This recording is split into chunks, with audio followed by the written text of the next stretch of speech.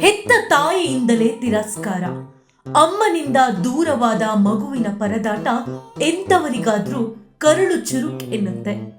ಕೆಲವು ದಿನಗಳ ಹಿಂದೆ ಒಂದು ಕೂತಿ ಮರಿಯದ್ದೇ ಸೋಷಿಯಲ್ ಮೀಡಿಯಾದಲ್ಲಿ ಸುದ್ದಿಯಾಗಿತ್ತು.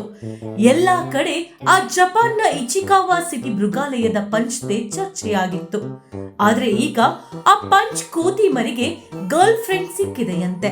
ಇದು ಇನ್ನೊಂದು ಮೋಮೋ ಕೋತಿ ಮರಿಯ ಜೊತೆ ತುಂಟಾಟ ಆಡ್ತಿದೆ.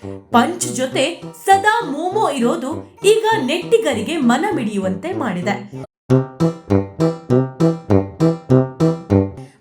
ಮೊನ್ನೆಯಷ್ಟೇ ಪಂಚ್ ಕೋತಿ ಮರಿ ಹುಟ್ಟಿ ತನ್ನ ಅಮ್ಮನಿಂದ ತಿರಸ್ಕಾರಕ್ಕೆ ಒಳಗಾಗಿತ್ತು. ನೊಂದು ತನ್ನ ಅಮ್ಮ ಗೊಂಬೆ ಎಂದುಕೊಂಡು ಎಲ್ಲಿ ಹೋದರೂ ಗೊಂಬೆಯನ್ನೇ ಜೊತೆಗೆ ಹಿಡಿದು ಆಟವಾಡ್ತಿತ್ತು.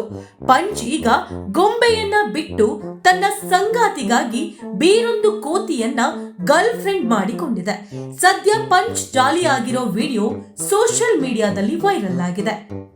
ಪಂಚ್ ಕೋತಿ ತನ್ನ ಅಮ್ಮನ ನೆನಪು ಬಿಟ್ಟು ಗರ್ಲ್ ಫ್ರೆಂಡ್ ಜೊತೆ ಆಟವಾಡುತ್ತಿದೆ.